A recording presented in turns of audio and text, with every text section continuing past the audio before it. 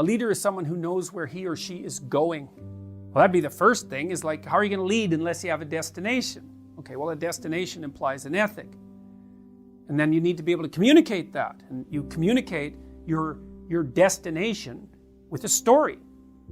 If I want to motivate people, and that's not the right way to think about it, because you shouldn't want to motivate people. That's management idiot speak, that is. What you should do is figure out something that's worth doing, right? That you really think is worth doing. Something that you would actually commit a substantial proportion of your life to. And you should have deep reasons for pursuing it. And then if you're a leader, well, first of all, you have that established, but the second is that you can communicate that.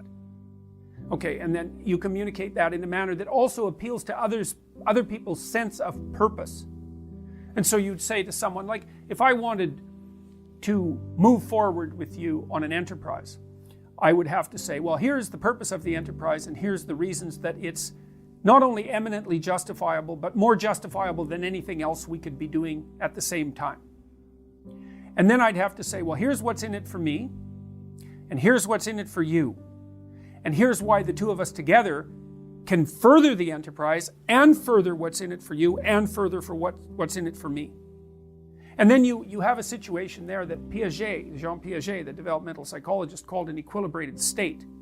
So an equilibrated state is a situation that's set up by two or more people where everyone is participating in the state voluntarily. So when he derived that notion in part by looking at how children set up games. So if children are going to set up a pretend game, what they do is they negotiate a little narrative to begin with. It's almost like they generate a little play. And they assign everyone their parts, and then they manifest the play, and that's how they think.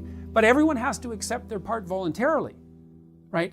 Or the game won't continue. Now, Piaget's ethical analytic claim was that a game everyone plays voluntarily is more sustainable and productive than one that people have to be forced to play. And that was his fundamental distinction between the utility of freedom versus the utility of tyranny. Because you could say, well, the authoritarians win. Do this or else. That's a way of organizing a society. But Piaget's claim was the enforcement costs are so high that the free society will outcompete the authoritarian society across time. Now, if you're going to set up an organization, you can set it up on authoritarian lines.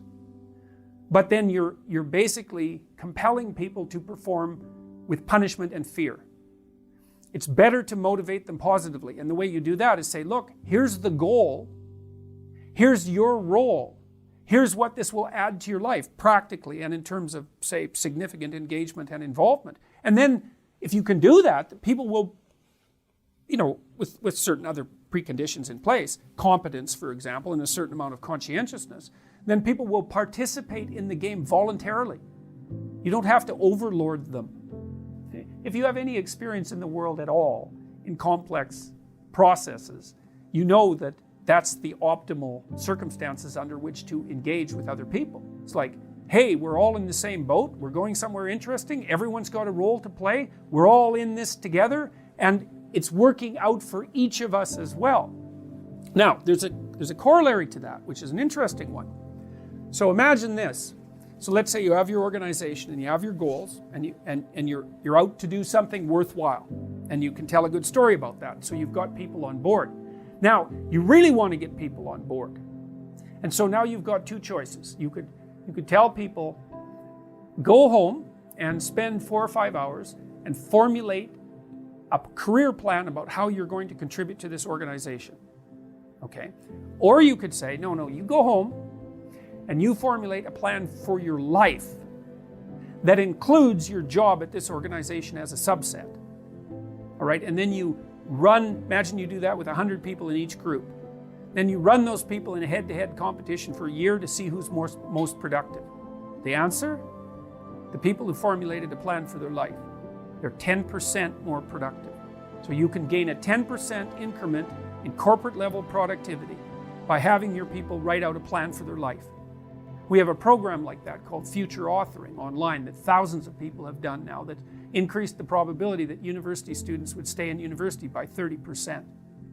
So, and that's part of the narrative issue. It's like what you want from your employees is Well, you want them to be doing something useful with their life that they're engaged in, because like if they can't do that for their life, what the hell makes you think they're going to do that for your organization?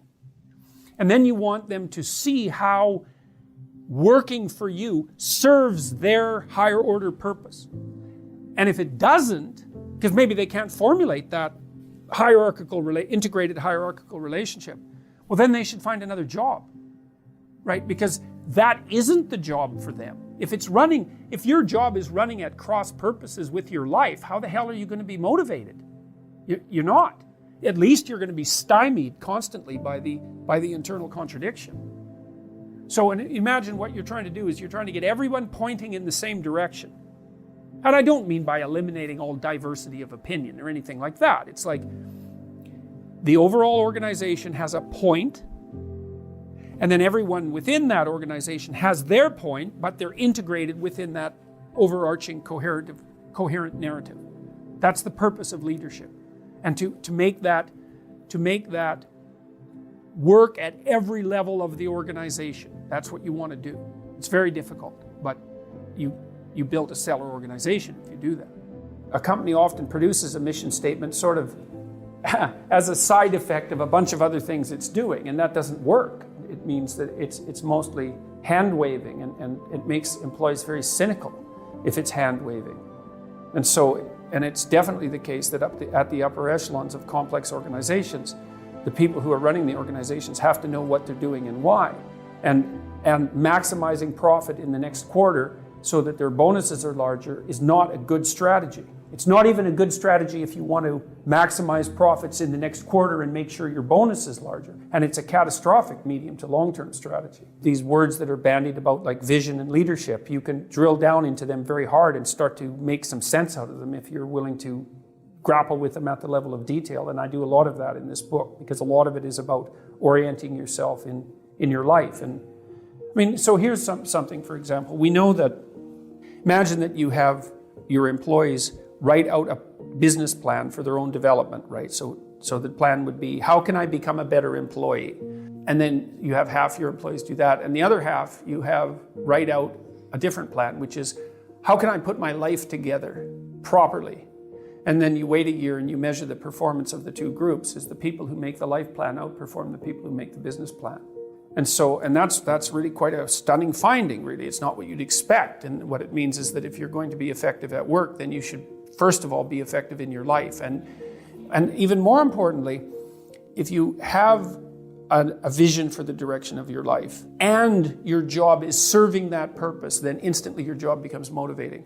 Because you might be sitting there and thinking, well, why am I doing this repetitive and rather dull task with these people that I'm not particularly interested in? Because every job has its maintenance element. It's like, oh yes, it's connected to this goal and this goal. It's like, and those goals are really worthwhile. People are motivated when they're undertaking an act that's associated with a goal that they desire. And our understanding of that psychologically is very deep. We know the circuitry, we know the neurochemicals, we know the neurophysiology. And so there isn't any positive emotion without forward movement towards a desired goal. And there isn't any motivation without that positive emotion.